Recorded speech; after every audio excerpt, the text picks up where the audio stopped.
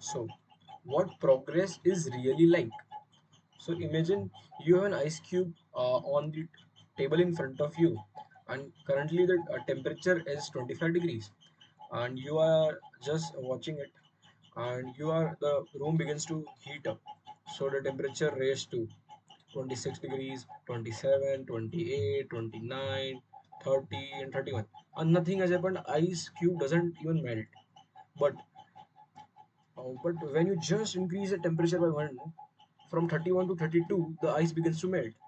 And this 1 degree shift, seemingly no different from the other increases before, it has unlocked a huge change. So, breakthrough movements are often the result of many previous actions. Just like we increases the temperature from 25 to 31, these are all previous actions which build up the potential required to unleash a major change. And similarly, in bamboo sticks or in a bamboo tree, we can't barely see a seen it height for the first 5 years. It builds extensive root in these 5 years, and in the next 6 weeks, it explodes into the 96 feet into the air. So similarly, habits often appear to make no differences until you cross a critical threshold and unlock a new level of performance. So it is just like a compounding process, and the most powerful outcomes are delayed always. So this is one of the core reasons why it is so hard to build habits that last. People make a small few changes and fail to see tangible results and decide to stop because they don't see some actions. So they do something for a week or for a month and they don't see any uh, like measurable changes, and they quit these habits.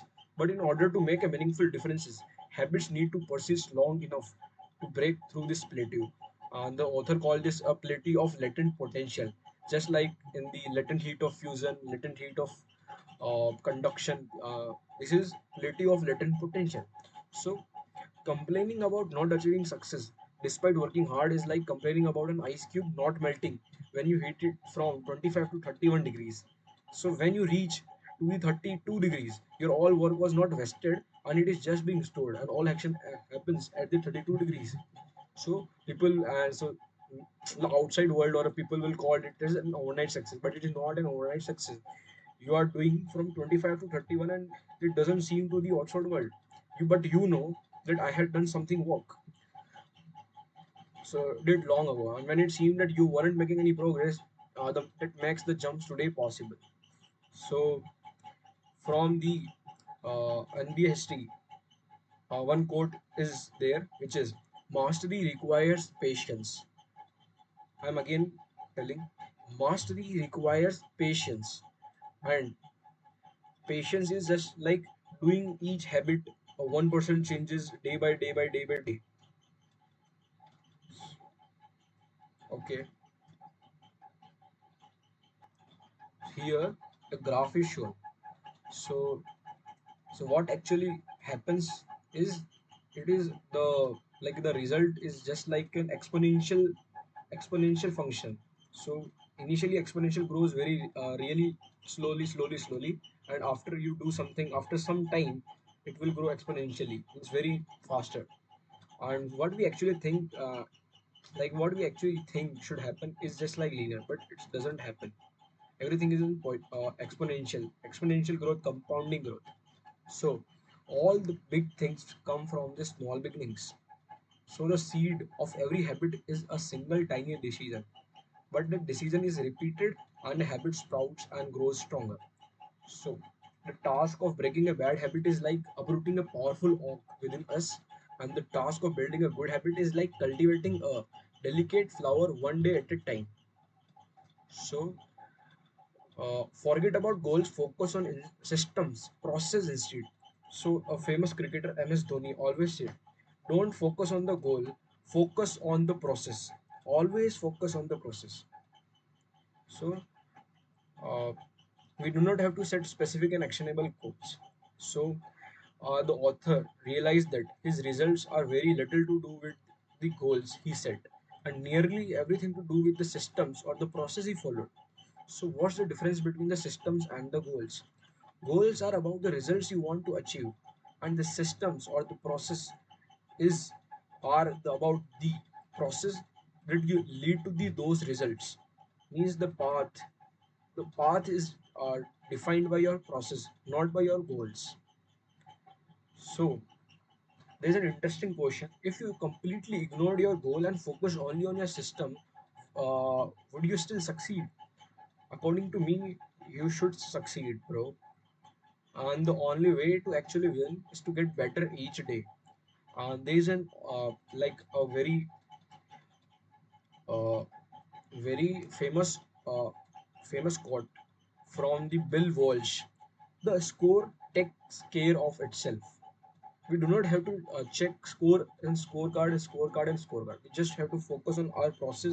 How do we play games? How do we do our work? How do we manage our time? How do we are? How do like what type of habits we follow on each day? These are the like basic things.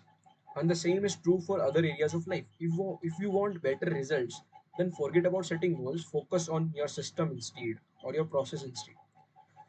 Goals are just for setting a direction, but systems are best for making progresses. Now, problem one: winners and losers have the same goal. So we concentrate on the people who end up winning, the survivors, and the mistakenly assume that the ambitious goal led to their success. But it is not the case. They also did some. They also follow some process or system to achieve their goal. So the goal had always been there, and it was only when they implemented a system of continuous small improvements or small habits that they achieve a different outcome. And problem two: so achieving a goal is not a moment is only a momentary change. Okay, like achieving a goal only changes your life for a moment. That's the counterintuitive thinking about the improvement. We need like we think we need to change our results, but the results are not the problem. What we really need to change or the system that pulls those problems. When you solve the problems at the results level, you only solve them temporarily.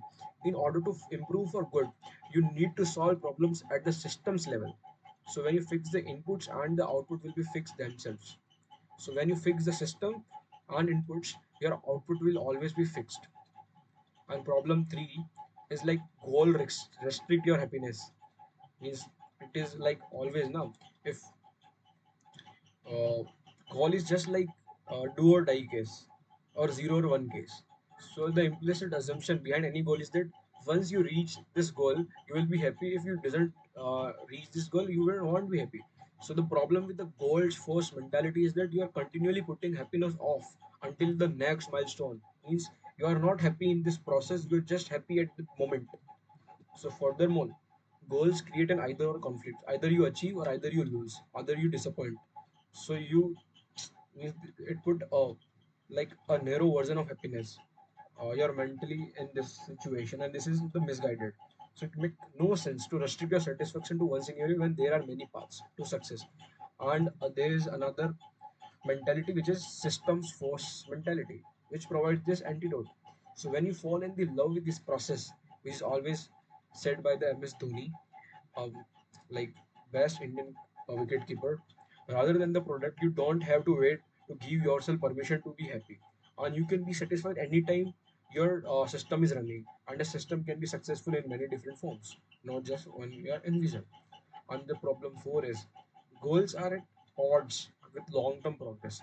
So finally, a goal-oriented mindset can create a yo-yo effect. Like when your goal is finished, you can't do this work. You didn't follow. So after getting your goal or after finishing this goal, you didn't follow these habits, and you again end up losing.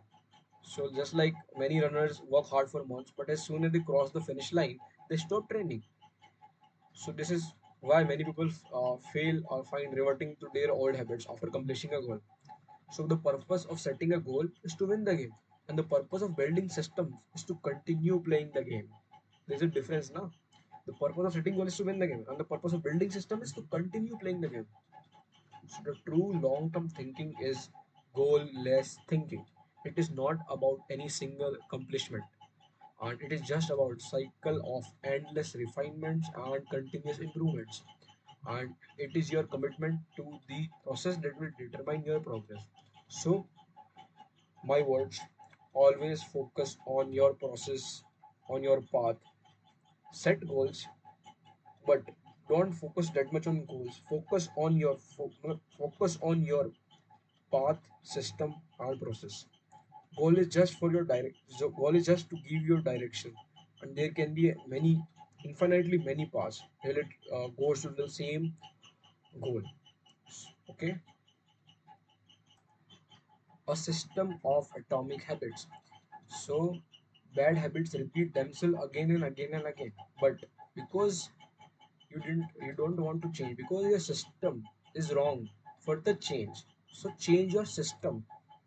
Okay, and focusing on the overall system rather than a single goal is the core theme of this book, and it is also one of the deeper meanings behind the word atomic. So little habits that are a part of a larger system. Just as the atoms are the building block of the molecules, atomic habits are the building block of our remarkable results. Habits are like the atoms of our lives, and each one is a fundamental unit which will contribute to your overall improvement and overall success. And they are both small and mighty, and this is the meaning of the phrase atomic habit. Regular practice or routine that is not only small, also easy to do. Like very easy habits we have to do in the regularly, but their overall compounding product or compounding sum is just like very so much enormous, and it is also the source of incredible power. Now the chapter summary. Habits are the compound interest of self improvement. Getting 1% better every day counts for a lot in the long run. Habits are a double edged sword. They can work for you or against you, which is why understanding the details is essential. Small changes often appear to make no differences until you cross a critical threshold. The most powerful outcomes of any compounding process are delayed. You need to be patient. An atomic habit is little habit that is a part of a larger system.